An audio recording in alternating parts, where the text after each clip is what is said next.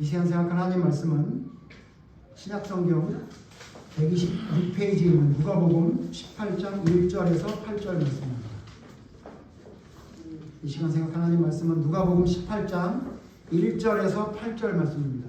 찾으신 분은 일어나서 교독합니다. 누가복음 18장 1절에서 8절입니다. 교독하겠습니다. 누가복음 18장 1절. 예수께서 그들에게 항상 기도하고 낙심하지 말아야 할 것을 비유로 말씀하여 이르시되 어떤 도시에 하나님을 두려워하지 않고 사람을 무시하는 한 청년이 있는데 그 도시에 한 과부가 있어 자주 그에게 가서 내 원수에 대한 나의 원한을 풀어주소서 하되 그가 원하는 많지 아니하다가 그의 속으로 생각하되 내가 하나님을 두려워하지 않고 사람을 무시하나 이 과부가 나를 번거롭게 하니 내가 그 원한을 풀어주리라. 그렇지 않으면 늘 와서 나를 괴롭게 하리라 하였느니라. 주께서도 이르시되 불의한 재판장의 말한 것을 들으라. 하물며 하나님께서 그 밤낮 부르짖는 택하신 자들의 원한을 풀어주지 아니하시겠느냐. 그들에게 오래 참으시겠느냐. 내가 너희에게 이르노니 속히 그 원한을 풀어주시리라. 그러나 인자가 그때 세상에서 선인을 보내느냐 하시니라. 네, 자리 앉으십시오.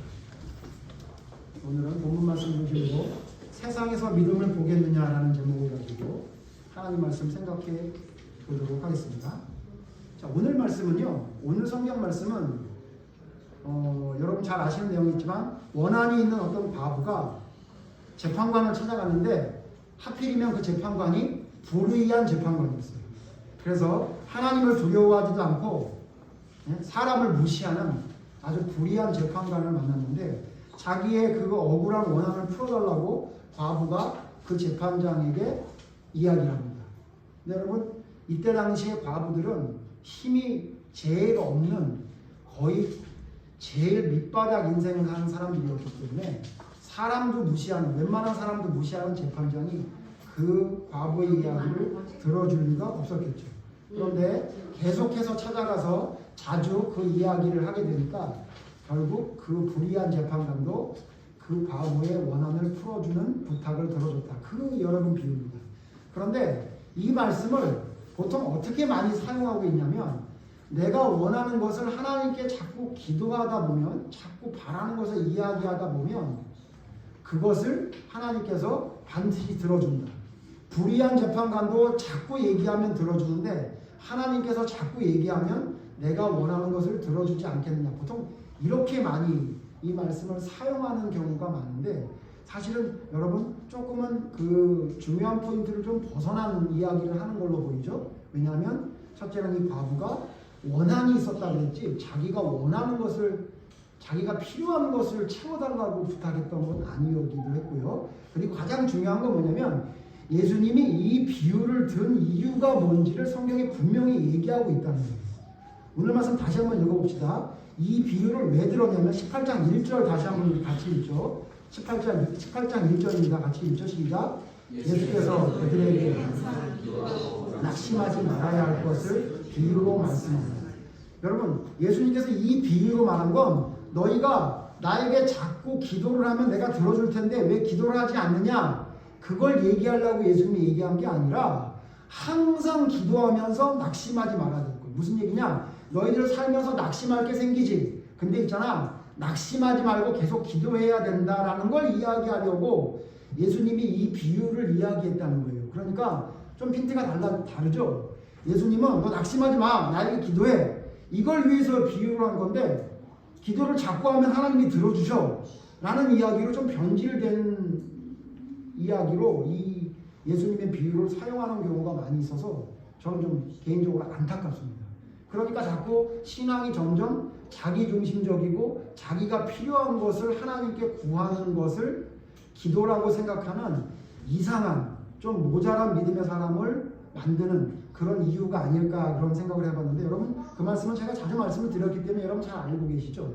자 그렇다면 오늘 이 성경 말씀 중에 저는 뭘 보려고 하냐면 제목을 그래서 그걸 잡았는데 예수님이 이 비유를 다 든 다음에 맨 마지막에 뭐라 그러냐면 이렇게 말씀하셨어요. 8장 후반부 보시면 다 얘기하신 다음에 그러나 인자가 올 때에 세상에서 믿음을 보겠느냐 하시니라 이렇게 얘기했어요. 여러분 사람이 어떤 말을 할 때 가장 중요한 포인트는 대부분 마지막에 있습니다.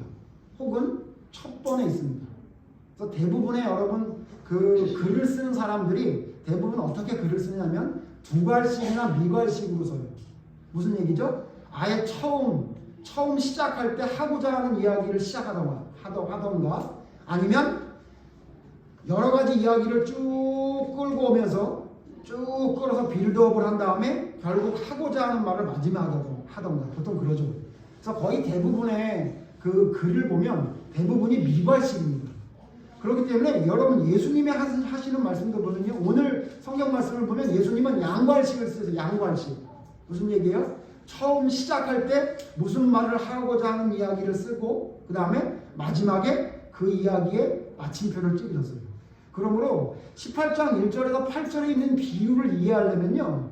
자꾸 뭔가를 원하면 하나님이 들어주신다. 여기에 포인트를 맞추시면 안 되고요. 예수님이 이 비유를 왜 들으셨냐면요. 항상 낙심하지 말고 기도하는 사람을 이야기하려고 했는데 그런 사람이 적다는 것을 이야기하려고 이 비유를 이야기한 거예요. 예수님이 뭐라고 얘기했냐면 그런데 인자가 올 때 예수님이 오셨던 이야기를 이야기한 게 아니라 무슨 이야기를 하시는 거죠? 다시 오실 예수님을 이야기하는 거잖아요. 내가 처음 왔을 때에도 올바른 믿음을 가진 사람을 찾아보기 힘들었는데 내가 다시 올 때 이와 같이 낙심하지 않고 기도하는 믿음을 볼 수 있겠냐? 라고 예수님이 한탄하듯이 이 비유를 하신 말씀이라는 사실을 우리가 이 말씀을 통해 알게 됩니다. 그러니까 이 말씀을 통해 여러분 제가 오늘 이 말씀에 숨겨져 있는 세 가지를 여러분에게 좀 설명을 좀 드리려고 해요. 그리고 나서 이 말씀을 통해 세상에서 믿음을 보겠냐고 하는 예수님이 찾았던 그 믿음이 무엇인지 두 가지로 설명을 좀 드리려고 해요. 먼저 첫 번째, 오늘 본문 말씀에 여러분 발견할 수 있는 세 가지 중요한 사실이 있는데요. 첫 번째 뭐냐면요. 오늘 말씀에 알게 되는 중요한 사실은 뭐냐면요. 택하신 자들에게도 고난이나 원한이 생긴다는 거예요. 3절 말씀 보겠습니다. 3절. 오늘 성경 말씀 3절 보세요. 누가복음 18장 3절 같이 읽죠. 시작. 그 도시에 한 과부가 있어 자주 그에게 가서 내 원수에 대한 나의 원한을 풀어주소서 하되. 여기 보면요. 과부가 나오는데 그 과부에게 뭐가 있었냐면 원한이 있었대요. 원한. 원수가 있었대요. 어떤 원수가 있는데 그 원수가 나에게 원한을 가질 만큼 나쁜 짓을 했나 봐요. 그러니까 이 과부에게 뭐가 있었다는 거죠? 원수와 원한이 있었다는 거예요. 근데 이 비유의 마지막에 뭐라고 그랬냐면요. 7절 보세요. 18장 7절 다시 봅시다. 같이 읽죠. 시작. 하물며 하나님께서 그 밤낮 부르짖는 택하신 자들의 원한을 풀어주지 아니하시니. 비유를 과부의 비유를 드렸는데 이 과부가 누구란 얘기죠? 그러니까 택하신 자라는 비유잖아요. 그러니까 이 이야기를 합쳐보면 무슨 얘기죠? 하나님께 택함받은 사람일지라도 하나님께 선택받은 하나님의 사람일지라도 뭐가 있다? 원한이 있을 만한 원수가 있고 고난이 있다는 거예요. 믿음을 잘못 알고 있는 사람들이 대부분 어떻게 알고 있는 사람들이냐면요. 예수님을 믿으면 모든 일이 해결될 거다라고 생각하는 사람들이 있어요. 틀린 말은 아니에요. 그러나 맞는 말도 아닙니다. 여러분 하나님을 온전히 믿는 사람에게도 뭐가 있냐면 원수가 있어요. 여러분 원수 다 하나씩 있잖아요. 예? 아니에요? 가까운 데 있잖아요. 예. 자식이 원수고 배우자가 원수자 아니에요? 그렇잖아요. 뿐만 아니라 여러분 원수 같은 사람들 여러분 주변에 꼭 있죠. 여러분 오해하시면 안 돼요. 나의 믿음이 모자라서 원수가 생겼나 보다. 물론 그런 면도 있을 수 있을 거예요. 그러나 여러분 아무리 믿음이 좋아도요. 여러분 아브라함에게 원수가 있었습니까? 없었습니까? 있었죠. 다윗에게 원수가 있었습니까? 없었습니까? 있었잖아요. 여러분 기억하셔야 돼요. 내가 믿음을 가지면 가질수록 거기에 비례하게 모두 여러분 어떤 것도 늘어날 수 있냐면요. 원수도 늘어날 수 있어요. 그리고 고난도 늘어나는 거예요. 그게 여러분 오늘 성경에서 우리가 발견할 수 있는 중요한 포인트 중에 하나라는 사실을 여러분이 기억해요. 택한 자에게도 뭐가 있다고요? 고난이 있다. 원수가 있다. 원한이 생기는 일이 있을 수 있다. 이걸 기억해야 돼요. 두 번째, 오늘 비유 가운데 여러분 발견할 수 있는 또 중요한 포인트가 하나 중요히 알게 되는 게 또 한 가지 뭐냐면요. 기도한다고 쉽게 이루어지는 것이 아니다라는 걸 여러분 아시죠. 오늘 본문 말씀을 보면 하나님이 맨 마지막에 속히 원한을 풀어주리라라고 해가지고 기도하면 하나님이 금방 풀어줄 거라고 여러분 알고 있는 사람이 있다면요. 이 비유에 있는 말씀을 제대로 잘 안 본 거예요. 하나님의 시간에 속히지 우리가 생각할 때 시간에 속히가 아니에요. 왜죠? 3절 다시 한번 봅시다. 3절 다시 한번 읽어요. 시작. 그 도시에 한 과부가 있어 자주 그에게 가서 내 원수에 대한 나의 원한을 풀어주소서 하되. 자, 여기서 중요한 단어 뭘 보셔야 돼요? 자주예요. 자주. 과부가 가서 한 번 얘기한 게 아니라 어떻게 얘기했대요? 자주 얘기했다 그러죠? 자주. 그 다음에 7절 또 보세요. 7절 또 아까 읽었던 말씀 또 읽어봅시다. 시작. 하물며 하나님께서 그 밤낮 부르짖는 택하신 자들의 원한을 풀어주지 아니하시겠느냐. 그들에게 오래 참으시겠느냐. 자, 여기서 7절에 중요한 포인트에 있는 단어 뭐죠? 밤낮입니다. 여러분 이렇게 말씀하지 않았어요. 하물며 하나님께서 택하신 자들이 한 번 부르짖으면 원한을 빨리 속히 풀어주지 않겠느냐. 이렇게 말 안 했다는 얘기예요. 어떻게 해요? 밤낮. 어떻게 해요? 자주. 그리고 심지어 5절에 보면요. 이 불의한 재판관이 이렇게 얘기해요. 이 과부가 나를 번거롭게 하니. 그리고 뒤에 그렇지 않으면 어떻게 해요? 늘 와서 나를 괴롭게 한다. 늘 나를 번거롭게. 그러니까 무슨 얘기냐면요. 택하심을 받은 하나님의 사람이 원한이 생기거나 고난이 생겨요. 심지어는 원수도 생겨요. 근데 그걸 여러분 하나님께 기도하잖아요. 그럼 금방 이루어지는 게 아니에요. 시간이 걸려요. 여러분 잘 아시죠? 다윗을 죽이려고 했던 사울왕을 하나님이 완전히 걷어내시는데 시간이 굉장히 많이 걸렸잖아요. 예? 아브라함에게 저 하늘의 별과 같이 바다의 모래같이 너의 후손이 번창하리라고 했던 약속이 이루어진 게 수십 년 걸렸잖아요. 그러므로 여러분 우리가 이 말씀을 통해 깨달아야 되는 게 뭐냐면요. 우리의 삶 속엔 반드시 뭐가 있다는 거예요? 낙심할 일이 생겨요. 원한이 생긴 일도 생길 수 있단 말이에요. 그러면 그걸 위해 우리가 어떻게 해야 돼요? 밤낮 기도하고 늘 부르짖어야 된다. 그걸 이 말씀에서 강조한 거예요. 그래서 예수님 뭐라 했죠? 항상 기도하고 낙심하지 말아야 될 것을 비유로 말씀하신다. 그러니까 여러분 우리가 어떻게 기도하라는 거예요? 항상 기도하는 거죠. 힘들고 어려움이 있을 때마다 하나님께 항상 기도하는 것을 강조한 말씀이라고 봐요. 그 다음에 오늘 말씀에서 알게 되는 세 번째 중요한 포인트는 뭐냐면요. 낙심하지 않고 항상 기도하는 사람이 점점 더 없어질 것이다 라는 것을 알게 해주십니다. 오늘 8절 말씀 다시 한번 같이 읽읍시다. 8절 같이 읽죠. 시작. 내가 너희를 이르노니 속히 그 원한을 풀어주시리라. 그러나 인자가 올 때에 세상에서 믿음을 보겠느냐 하시리라. 이런 과부와 같이 늘 부르짖으면서 항상 기도하고 낙심하지 않았던 사람을 내가 다시 올 때 이 세상에서 볼 수 있겠느냐라고 얘기했던 얘기는 뭐예요?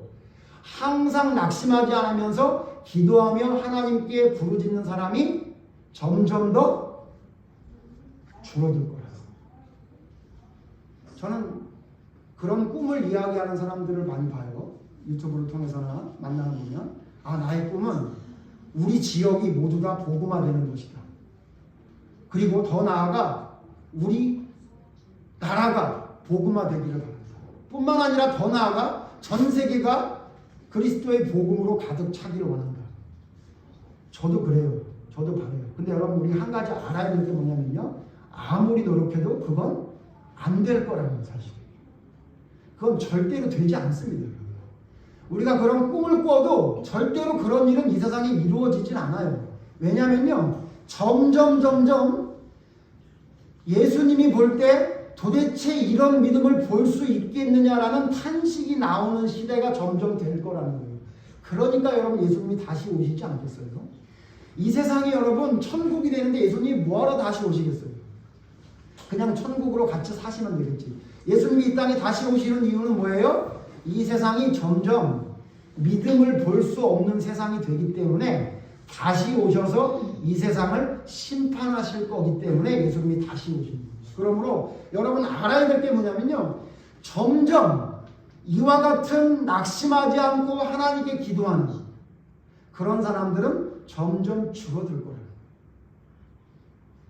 우리를 한번 돌아봅시다. 여러분 우리에게 낙심거리가 있습니까? 없습니까? 있지 않아요? 나이가 어리든 많든 간에 이 세상을 살아가면서 낙심하는 일이 생기지 않는다는 건 거짓말이죠.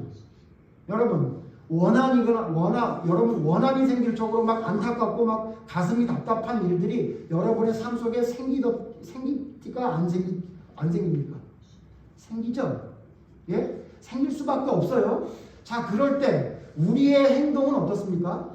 그 힘들고 어려운 걸 하나님 앞에 가져가서 하나님께 아뢰면서 하나님께서 해결해 주기를 바라면서 인내하며 기다립니까? 아니면 내 손으로 갚아야 되겠다라고 해서 여러분이 무엇인가 하려고 노력을 합니까?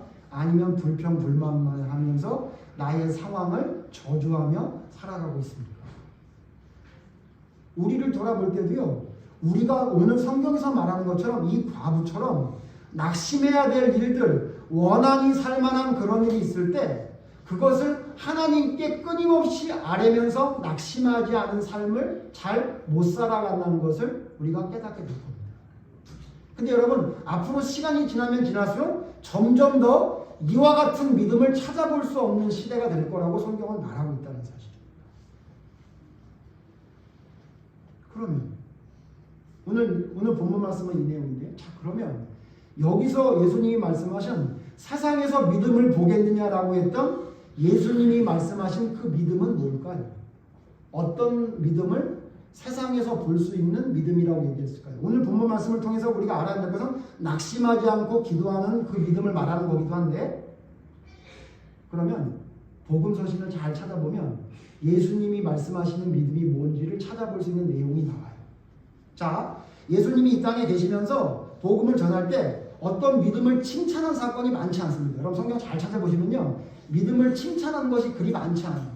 심지어 여러분 잘 아시죠? 예수님이 물어봤을 때 100점짜리 대답을 했던 사람이 있었죠. 누구였죠? 베드로였죠. 맞았어요. 뭐라고 물어봤을 때? 너희는 나를 누구라고 하느냐라고 물어봤더니 그때 베드로가 주는 그리스도시요 살아계신 하나님의 아들이십니다 그랬어요. 그때 여러분 예수님이 이렇게 칭찬하셨어요. 네 믿음이 크구나. 야, 나는 이와 같은 기가 막힌 대답을 한 사람을 본 적이 없어. 그렇게 말하셨나요? 아니에요. 잘 보세요. 성경에 뭐라고 그랬죠? 맞다. 그리고 뭐라고 그래요? 그러나 이것을 알게 하신 이는 네가 아니요 성령님이다. 이렇게 얘기했어요. 그러니까 누구를 칭찬한 거예요? 성령님을 칭찬한 거예요. 그죠? 그랬던 예수님이에요. 여러분 무슨 얘기냐면요, 예수님은 어떻게 보면요 칭찬을 인색하신 분이셨어요.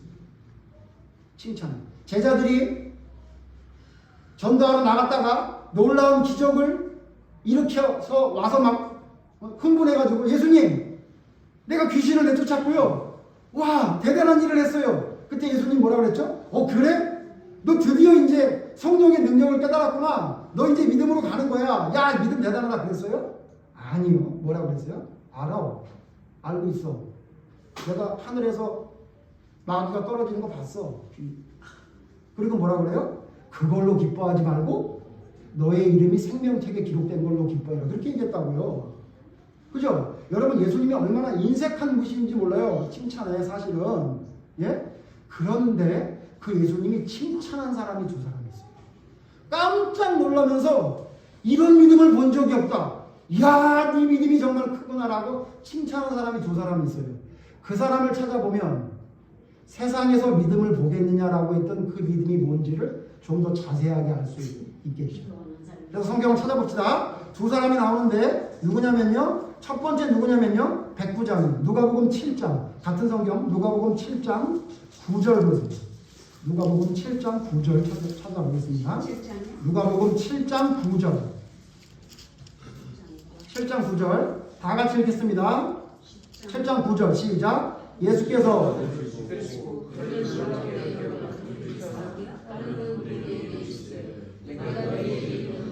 이스라엘 중에서도 원하는 믿음을 만나보지 못하였노라 하시라. 예수님이 야 내가 이만한 믿음을 만나보지 못했다라고 칭찬하셨어요. 이게 누구라고요? 백부장이죠. 여러분 백부장이 뭔지 아시죠? 자기 수중에 100명의 군사를 항상 거느릴 수 있는 사람이에요. 이 사람은 누구만 될 수 있죠? 로마의 시민권이 있는 사람만 될 수 있어요. 이거는 성경에 명확하게 안 나와서도 분명히 이 백부장은 누구죠? 유대인이 아닙니다. 유대인이 아니에요. 이방 사람인데 이방 사람인 백부장의 믿음을 보고 예수님이 깜짝 놀랐어요. 그리고 뭐라 그래요? 내가 이스라엘 돌아다녀 봤는데 이 이스라엘에서 이 백부장 같은 믿음을 만나본 적이 없다고 그랬어요. 자 그러면 이 사람이 도대체 무슨 믿음이었길래 이렇게 얘기했는지 우리가 내용을 살펴보면 알 수 있겠죠. 여러분 내용 잘 아시죠? 뭐였죠? 첫 번째 뭐냐면요. 이 백부장이 자기의 종이 병들었어요. 그 종을 고쳐달라고 예수님을 찾아간 건데 사람을 보내서 찾아간 건데 예수님이 그래? 그러면 내가 그 백부장 집에 가야 되겠다라고 했더니 백부장이 뭐라 그래요? 오지 마세요. 나도 내 밑에 종이 있어서 오라 그러면 오고 가라 그러면 가는데 예수님이 뭐하러 우리 집까지 오십니까? 이 누추한 우리 집에. 그냥 말씀만 하세요. 그러면 나을 줄로 믿습니다. 이랬어요. 그랬더니 그 얘기를 듣고 예수님이 이렇게 얘기하시네요. 야 나는 저와 같은 믿음을 본 적이 없다. 이렇게 얘기하셨습니다. 자 이렇게 놀라운 믿음이 백부장한 사람이고요. 또 한 사람이 있어요. 또 한 사람. 예수님이 이 믿음을 어떤 사람의 믿음을 보고 깜짝 놀라운 믿음을 보였던 사람이 있어요. 마태복음 15장 보세요. 마태복음 15장. 마태복음 15장 보면 여인이 한 사람 나오는데 이 여인의 믿음을 보고 깜짝 놀랐어요. 마태복음 15장 28절 같이 읽겠습니다. 마태복음 15장 28절 같이 읽죠. 시작. 이에 예수께서 대답하여 이르시되 여자여 내 믿음이 크도다. 내 소원대로 되리라 하시니 그때로부터 그의 딸이 나온다. 자 여기도 예수님이 뭐라냐면 내 믿음이 크도다 이렇게 얘기했어요. 내 믿음이 크도다 이렇게 얘기했어요. 예수님이 이렇게 칭찬 안 하시는 분이라고 말씀드렸어요 서두에. 그런데 예수님이 깜짝 놀라서 네 믿음이 크구나 그랬어요. 이 여자가 누구예요? 21절 보세요. 누구예요?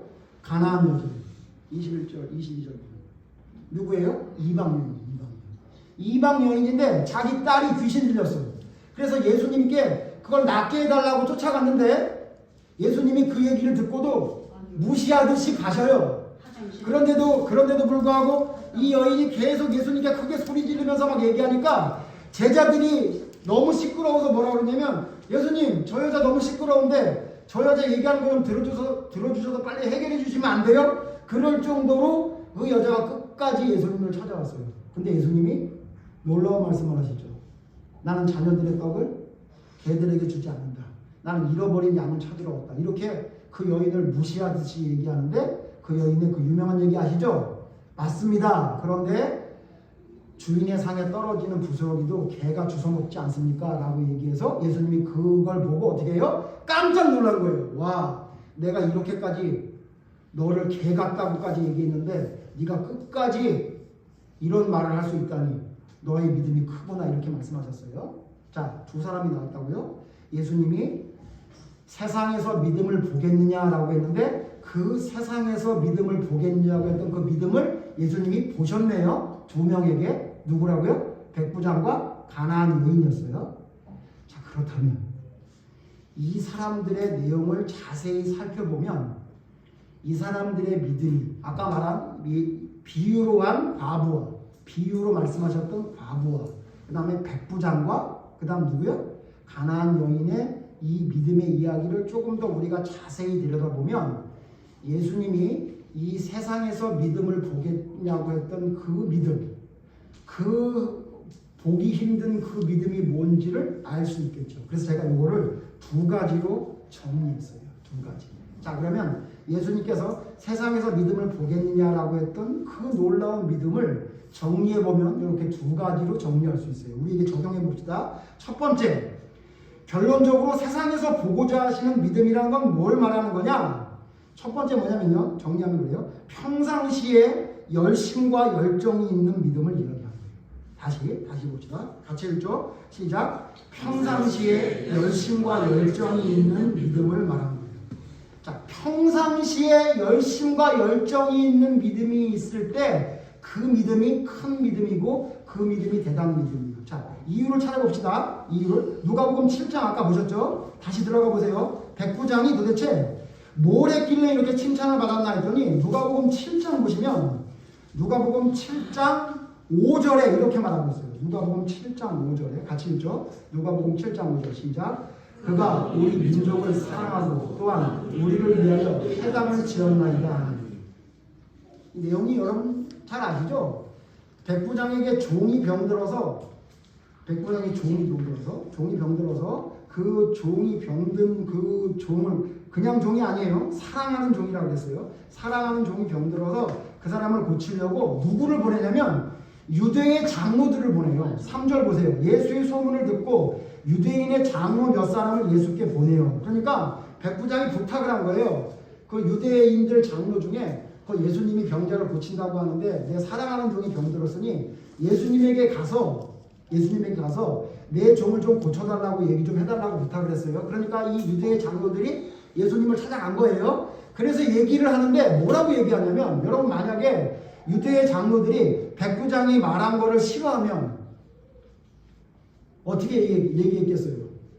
예수님 백부장이 종 고쳐달래요. 나 말 전했습니다. 이러고 가지 않았겠어요? 근데 여러분 백부장의 부탁을 받은 유대의 장로들이 가서 예수님께 한 말이 지금 우리가 좀 전에 읽었던 7장 5절입니다.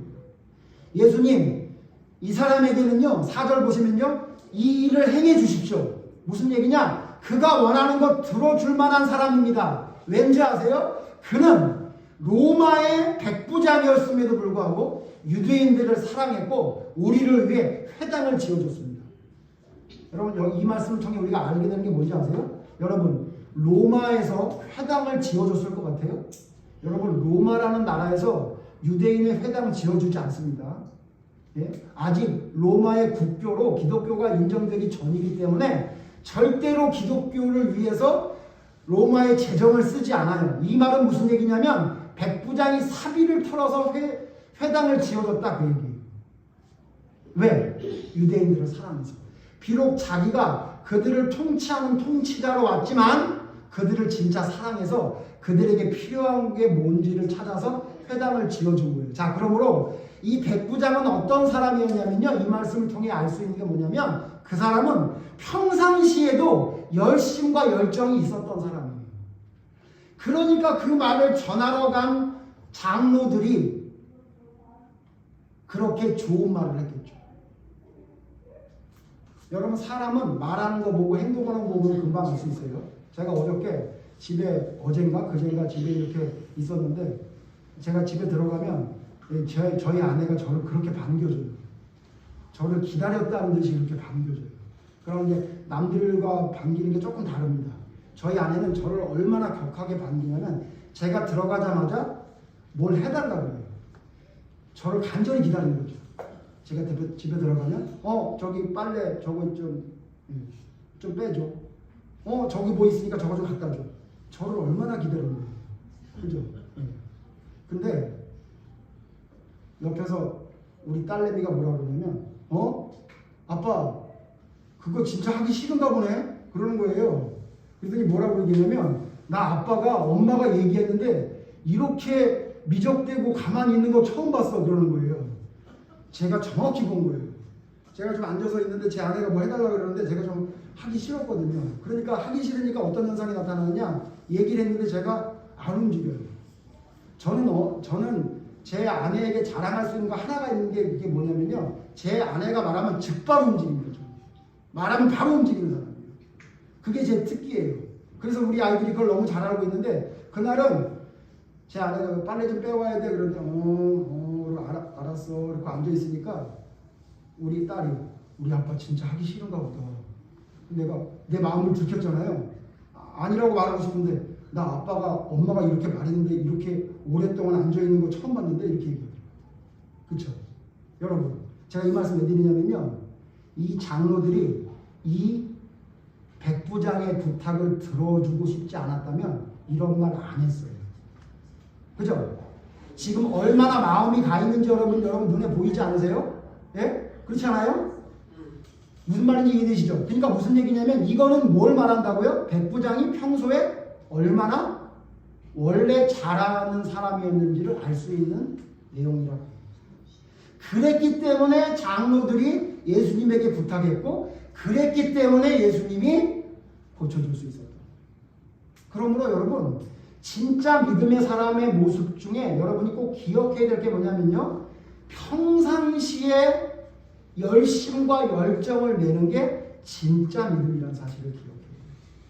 아까 또 한 사람 여러분 믿음이 대단한 사람이 있다고 그랬죠. 누구였죠? 가나안 여인이었어요. 이 가나안 여인을 봐도요. 가나안 여인도 대단한 사람이에요. 마태복음 15장 다시 한번 돌아가 봅시다. 마태복음 15장 보면요. 마태복음 15장 아까 말씀드렸지만 다시 한번 읽어보면 이래요. 마태복음 15장 22절 보면 가나안 여자 하나가 그 지경에서 나와서 소리질러 이르되 주 다윗의 자손이여 나를 불쌍히 여기소서 이렇게 얘기했어요. 근데 23절 뭐라 그래요? 예수는 한 말씀도 대답하지 아니하시니 제자들이 와서 뭐라 그러냐면요. 여자가 우리 뒤에서 소리를 지르오니 그를 보내소서.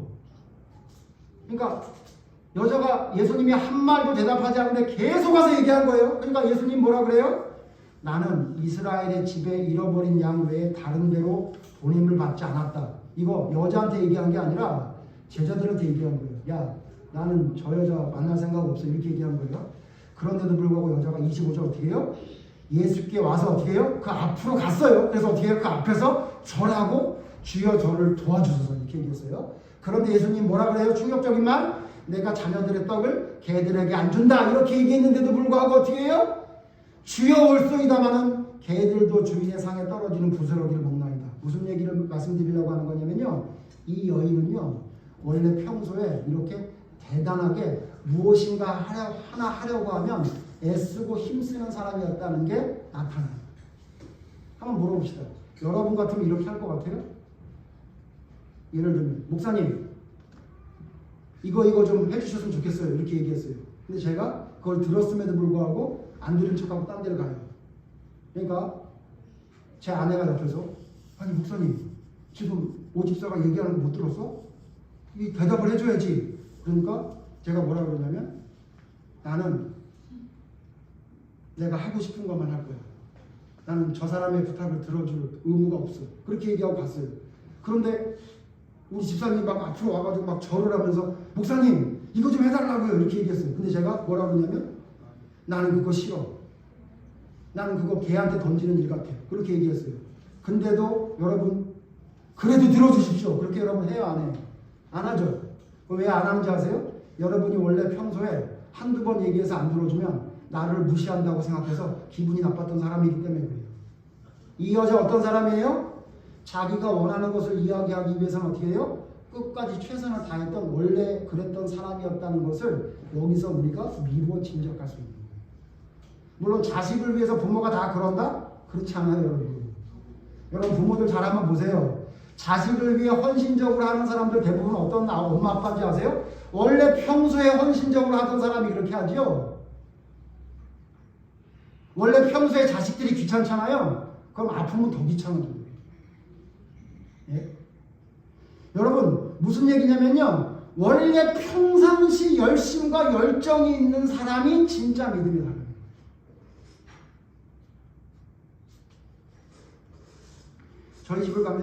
저희 집을 가면 항상 사람들이 하는 얘기가 있어요.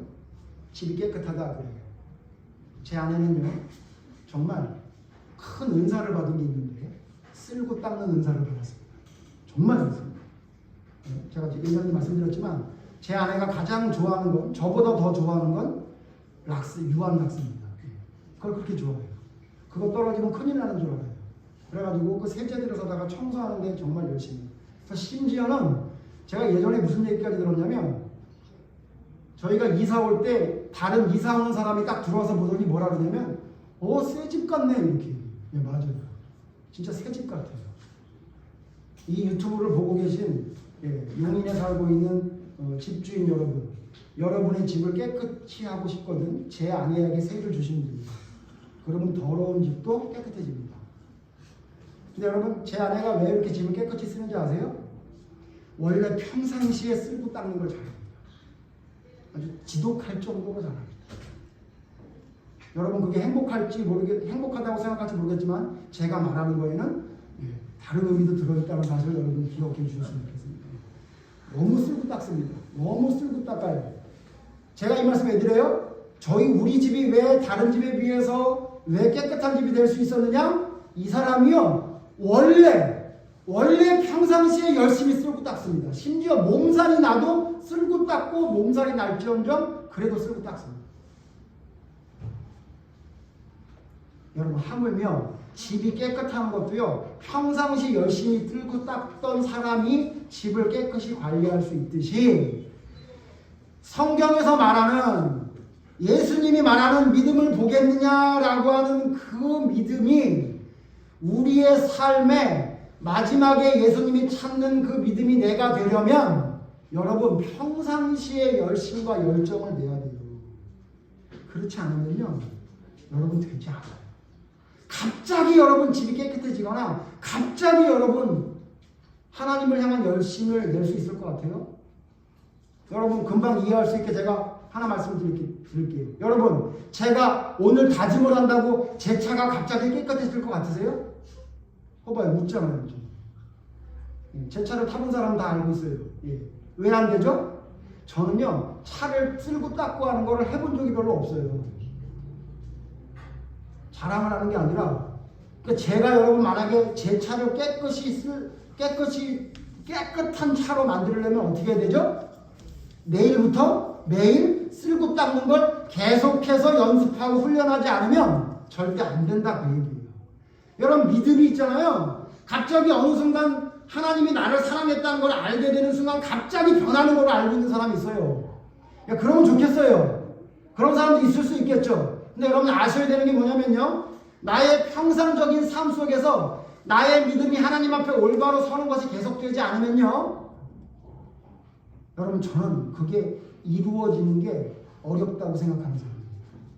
여러분 평상시에 여러분의 믿음이 하나님 앞에 올바로 서야 그 열심과 열정이 계속 있어야 그 결정적인 순간에 나타나는 거지. 우리 아이들 운동하는데요. 네? 우리 태준이 펜싱 하잖아요. 여러분 잘 아시죠? 그 펜싱 하는데 훈련 하나도 안 하고 있다가 갑자기 시합에 나가면 잘할 수 있을 것 같아요? 천만의 말씀이에요. 매일 아침에 일찍 일어나서 매일 감옥 같은 생활을 열심히 하면서도 열심히 해야 그나마 여러분 그 결과를 이룰 수 있듯이 여러분 믿음이 아무것도 안 하고 평상시에 있다가 어느 순간 위기가 닥치면 나의 믿음이 드러나게 되리라? 그런 믿음 없습니다. 그런 믿음 없다는 거예요. 그러므로 여러분 마지막에 예수님이 보고자 했던 그 믿음을 보겠느냐라고 하는 믿음은 언제 이루어지는 거냐면요. 평상시에 여러분 열심과 열정으로 하나님의 믿음을 올바로 세울 때 이루어질 수 있는 거예요.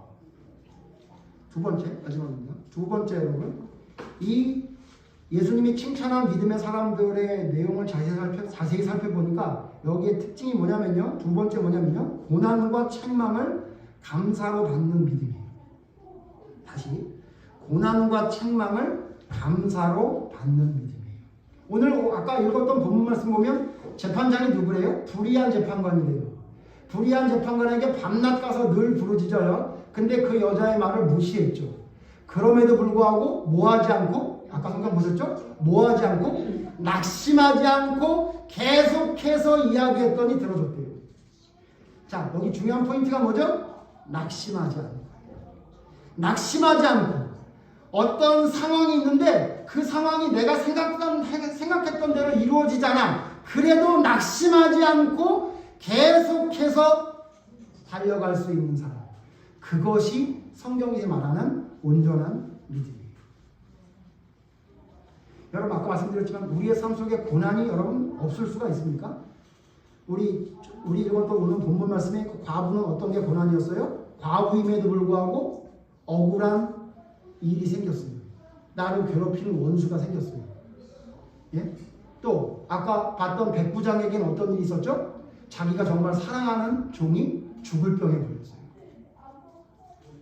아까 말했던 가나안 여인, 그 여인에게는 어떤 고난이 있었죠? 자기 딸이 귀신 들려서 아무도 고치지 못하는 상황이 있었어요. 여러분, 하나님의 사람에게 이와 같이 해결할 수 없는 고난과 고통이 생긴다 그 얘기예요. 자, 그런데 그걸 어떻게 해요? 그걸 신세한탄하거나 신세한탄하거나 핑계대지 않아요. 이렇게 말하지 않아요? 내가 몇 번 해봤는데 내 말을 안 들어주던데 어쩔 수 없어. 이렇게 하지 않았고요. 아휴, 내가 하필이면 왜 남편은 일찍 죽어버려가지고 과부가 돼가지고 내 말을 들어주지 않게 됐나. 아이고, 내 신세야. 이렇게 신세한탄하지 않았다. 여러분, 믿음의 사람이 이렇게 핑계하거나 신세한탄하는 사람들을 너무 자주 봐요. 언제 그런 신세한탄과 핑계를 대는지 아세요? 어떤 어려운 일을 닥쳤을 때 그런 일을 하는 걸 너무 자주 봐요. 그러나 여러분, 그 고난을 낙심의 재료로 사용하는 게 아니라 어떻게 해요? 자기의 원한을 푸는 기회로 삼은 거예요. 그래서 과부는 어떻게 했죠? 자기의 그 고난과 고통을 자기의 원한을 풀 수 있는 기회로 만들기 위해서 어떻게 했어요? 계속 낙심하지 않고 찾아갔다. 누가복음 7장에는 백부장은 어떻게 해요? 사랑하는 종이 불치병에 걸렸는데 어떻게 해요? 그 불치의 병에 걸린 그 고난을 뭘로 삼았어요? 예수님을 만날 수 있는 기회로 삼은 거예요. 아까 마태복음 15장에는 가나안 여인은 자기의 딸이 귀신 들려서 고난과 고통을 당했을 때 어떻게 해요? 끝까지 예수님 앞에 다가서서 이야기할 수 있는 사람이 됐습니다. 그 중에 제가 이 여인에게 좀 집중해서 마지막을 좀 이야기하려고 하는데요. 여러분, 이 여인의 그 가나안 여인의 모습 보셨죠? 예수님이 내가 자녀의 떡을 개에게 던지지 않는다고 얘기했을 때 이 여인 낙심하지 않았어요. 낙심하지 않았어요. 그런데요, 요즘 사람들을 보면요, 자신에게 뭐라고 말하면 기분이 나쁜 시대가 되어버렸어요. 그러니까 자기에게 뭐라고 좀 문제가 있다고 얘기하거나 자기가 뭐 잘못했다고 얘기하면 기분 나쁜 시대가 돼가고 있어요. 그러니까 저도 그랬어요. 저도. 제가 이제 솔직히 고백을 하고 하면 이때는 바로 2017년이에요. 2017년 3월이라고 제 날짜를 봤더니 기억이 2017년 3월이면 언제냐면요, 우리가 교회를 시작한 지 이제 한 3개월 됐을 때 갑자기 제 아내가 미간이 찌그러지면서 저에게 이런 말을 합니다. 당신 목사로서 너무 아무것도 안 하는 것 같아. 이렇게 얘기해요. 여러분이 그런 얘기를 들었으면 기분이 어떠셨을 것 같아요? 기분 좋았을 것 같아요? 나쁠 것 같아요? 예, 저 나빴습니다. 저는 나름대로 최선을 다한다고 하는데 저한테 뭐라고 얘기냐면 제가 잊어버리지도 않아요. 당신 목사로서 너무 아무것도 안 하는 것 같아요. 그래서 내가 아무것도 안 한다고 그랬더니 아니 뭐 아무것도 안 한다는 게 아니라 뭘 좀 더 해야 될 것 같아. 이렇게 얘기하더라고요. 그랬더니 저한테 뭐라고 그러냐면 당신이 장사를 하느라고 다른 목사들처럼 교인들을 맨날 만나러 신방 갈 수 없고 신방도 못 가고 그러는데 기껏해야 예배 시간 1시간 만나는 건데 당신이 이렇게 지내면 안 될 것 같아요. 그러면서 뭐라고 얘기했냐면 그 교회 톡에다가 당신이 무슨 성경 말씀을 좀 이렇게 좀 진짜 믿음이 뭔지를 좀 이렇게 좀 설명을 해가지고 좀 올리는 걸 했으면 좋겠다는 거예요. 그게 여러분 매일 보고 있는 오늘의 말씀의 시작이에요. 근데 제가 그 얘기를 듣고 어떻게 했을 것 같아요? 아, 좋은 생각이야. 그거 해야 되겠어. 그랬을 것 같아요? 그랬으면 제가 좋은 사람이게요? 뭐라 그럴게요? 하여튼 무슨 말인지 알았는데 근데 꼭 뒤에 뭘 덧붙이냐면 난 나름대로 좀 하고 있는데 당신이 보기엔 안 그런가 보네. 하여튼 알았어. 내가 생각해 볼게. 무슨 말이에요? 기분 나쁘다 그 소리예요. 난 나름대로 장사도 하면서 최선을 다하는데 저 사람이 나보고 뭘 하라고 그러네. 제가 별 투덜투덜대는 얘기 다 했어요. 당신 내가 뭐 장사하러 가는 게 뭐 이렇게 별로 힘들지 않는다고 하니까 진짜 거기서 놀고 있다고 생각하는데 그렇지 않아. 나도 바빠. 근데 그냥 알아. 근데 뭘 좀 더 해야 될 것 같아. 그렇게 얘기하더라고요. 그러다가 시작한 게 오늘의 말씀이에요. 그래서 제가 며칠 전에 봤어요. 2017년 3월 21일에 처음 시작을 했더라고요. 근데 제가 그때 처음 썼던 오늘의 말씀을 보고 제가 뭘 느꼈는지 아세요? 뭘 느꼈냐면요. 너 하기 싫었구나. 그걸 알았어요. 너 아내가 하라니까 억지로 했구나 라는 게 역력히 드러나고 있더라고요. 왜요? 그 내용의 글을 보니까요. 형편없어요. 제가 보기에도 대충 썼어요. 그러니까 무슨 얘기냐면 아내가 시키니까 하긴 해야 되겠고 틀린 말은 아닌 것 같으니까 하긴 해야 되는데 왜 나보고 뭘 하라 그래. 그래서 쓴 게 오늘의 말씀의 시작이에요. 여러분 우리 교인들은 알겠지만 그 오늘의 말씀이 창세기부터 시작해서 제가 착각을 했었는데 이제 계시록 하고 있잖아요. 7년이 넘었어요. 만 7년이 넘게 되니까 창세기부터 계시록까지 이제 거의 끝나게 됐거든요. 근데 제가 그 글을 보고 뭐라고 느꼈냐면 처음은 다시 써야 되겠다 그랬어요. 왜냐하면 제가 그 얘기를 감사하게 받아들이지 않고 좀 짜증나게 받아들였거든요. 무슨 얘기인지 아시죠? 여러분 저라는 인간도요.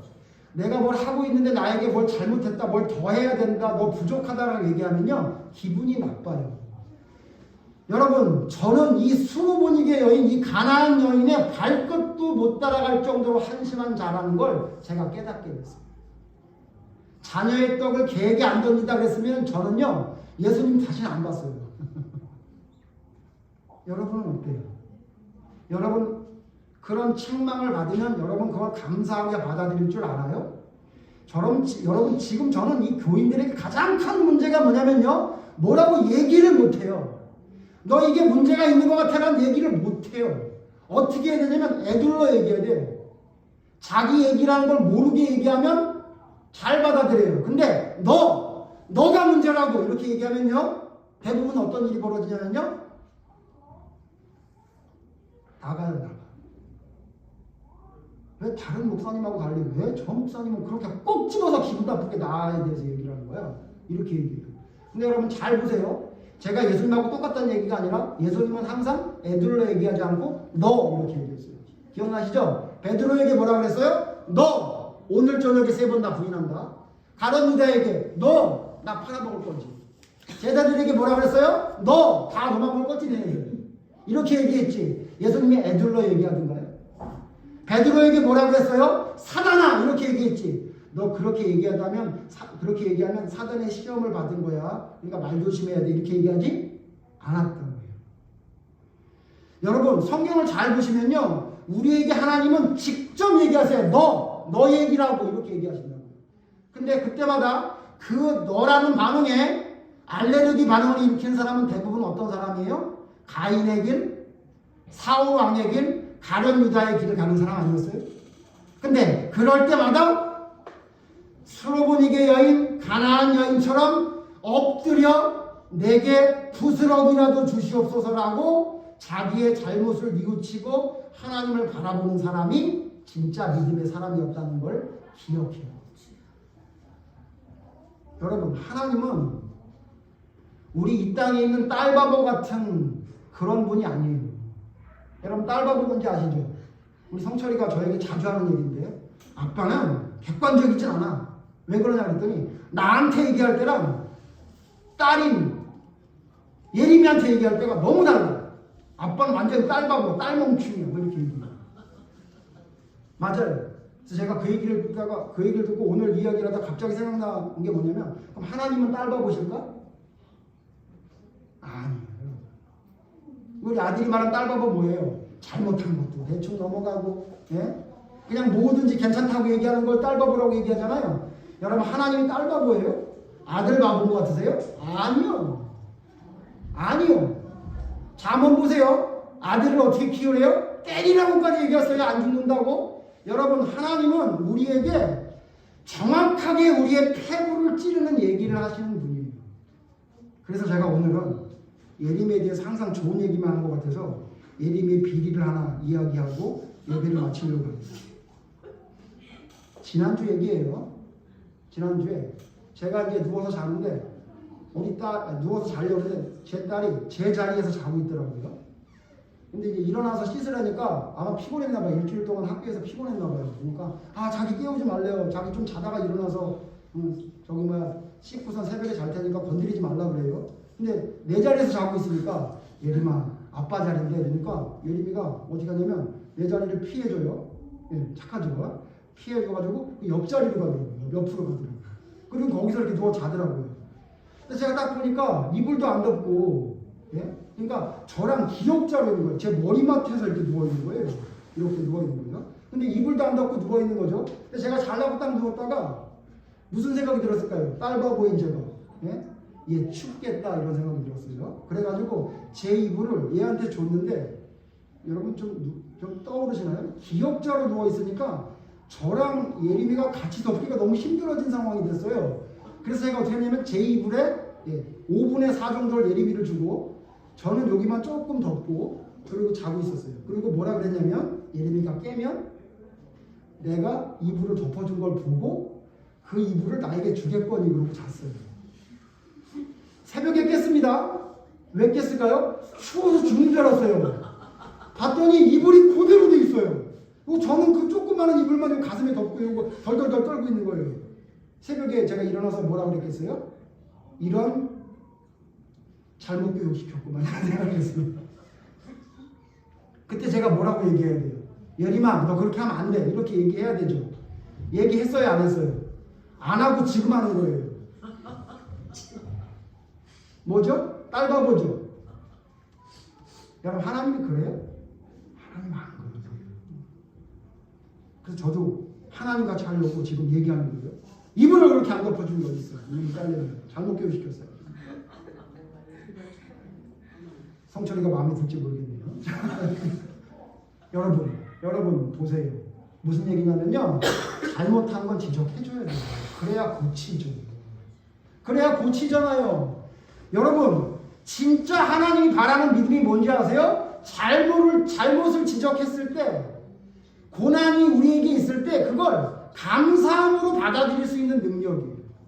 성경 마지막 성경 하나 찾아봅시다. 시편 119편 71절이네요. 시편 119편 71절 같이 읽죠. 시작. 고난 당하는 것이 내게 유익이라 이로 말미암아 내가 주의 율례들을 배우게 되었느니라. 자 여러분 성경에 뭐라고 말하냐면요. 고난 당하는 것이 내게 유익이라. 여러분 내게 하나님이 책망하시는 것이 유익입니까? 불이익입니까? 유익이에요. 우리에게 힘들고 어려운 일을 당하는 게 우리에게 유익입니까? 재앙입니까? 유익이에요. 왜 유익이라 그런지 아세요? 뒤에 뭐라고 그러죠? 이를 통해 뭘 배운대요? 주의 율례들을 배운대요. 여러분 우리에게 당하는 고난을 통해 내가 아무것도 아니고 하나님께서 주관하시는 세상임을 알게 돼요. 내게 하나님이 책망할 때 나의 부족한 게 드러나서 내가 하나님 앞에 올바로 설 수 있는 하나님의 법을 배우게 되는 거예요. 그게 진짜 믿음이에요. 여러분 이 말씀을 마치면서 여러분 정말 우리는 이렇게 하나님이 바라는 그 마지막에 믿음을 보겠느냐라는 그 믿음을 가진 사람이 되기를 바라요. 그러기 위해 여러분 뭐 하셔야 된다고요? 여러분 평상시에 여러분의 열심과 열정이 삶에 나타나야 돼요. 그리고 고난이 있거나 고통이 있거나 힘든 일이 있을 때 그걸 심지어 책망이 있을 때 그걸 감사하게 받아들일 수 있는 믿음을 가져야 돼요. 그래야 하나님이 예수님이 깜짝 놀랄 만한 마지막에 세상에서 믿음을 보겠느냐라는 믿음을 가질 수 있는 겁니다. 이건 여러분 주인이 하나님이다. 나의 기준이 예수님이다 라는 기준이 돼야만 가능해요. 그래야 내 삶 속에 살아갈 때 기준이 내가 아니라 하나님이 기준이 되니까 평상시에도 하나님의 열심과 열정으로 살아갈 수 있겠죠. 그리고 그와 같은 기준과 열심으로 살아가는 삶이 내게 계속될 때 고난이 있을 때에도 책망이 있을 때에도 감사함으로 받아들일 수 있는 올바른 기준을 우리가 세울 수 있겠죠. 저와 여러분이 이와 같은 예수님이 마지막에 믿음을 보겠느냐라는 믿음을 가질 수 있는 사람이 되기를 바랍니다. 그게 바로 진정한 믿음을 가지는 올바른 믿음이기 때문에 그렇습니다. 여러분 우리의 수준을 너무 낮추면 안 됩니다. 우리의 목표치를 너무 낮으면 안 됩니다. 마지막에 세상에서 믿음을 보겠느냐라고 했던 그 믿음의 한 사람이 내가 될 수 있도록 나의 부족한 것이 무엇인지를 찾아서 그것을 하나님의 말씀으로 바로 세우는 역사가 우리의 삶 속에 일어나야만 합니다.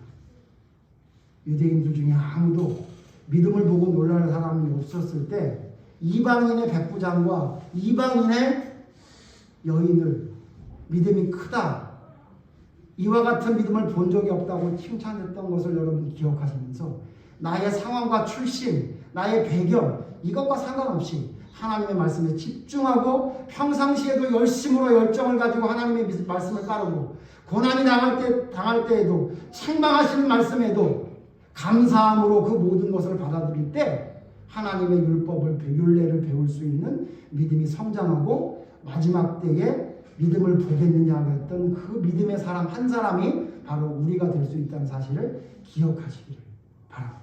기도하겠습니다. 하나님, 우리의 믿음을 돌아봅니다. 우리의 믿음은 하나님 앞에 어떤 믿음입니까? 예수님은 과부의 비유를 들으시며 마지막에 한탄하십니다. 내가 이 세상에 올 때에 이와 같은 믿음을 보겠느냐라고 예수님이 한탄하시는 그 마음이 우리에게 전해집니다. 하나님, 그러면 과연 우리의 믿음은 예수님이 찾으셨던 그 믿음의 사람인지 우리를 돌아보게 해 주시옵소서. 그래서 하나님, 우리가 그냥 어떤 때에만 열심과 열정을 가지고 믿는 믿음의 사람이 되는 것이 아니라 항상 우리의 평상적인 삶 속에서 하나님이, 예수님이 우리의 기준이 되게 해 주시옵소서. 우리의 열심과 열정이 우리의 평상시의 삶 속에 나타나 백부장이 유대 장로들에게 인정받았던 것처럼 하나님의 의의와 공의를 실천하는 삶을 살아가는 저희가 될 수 있도록 인도해 주시옵소서.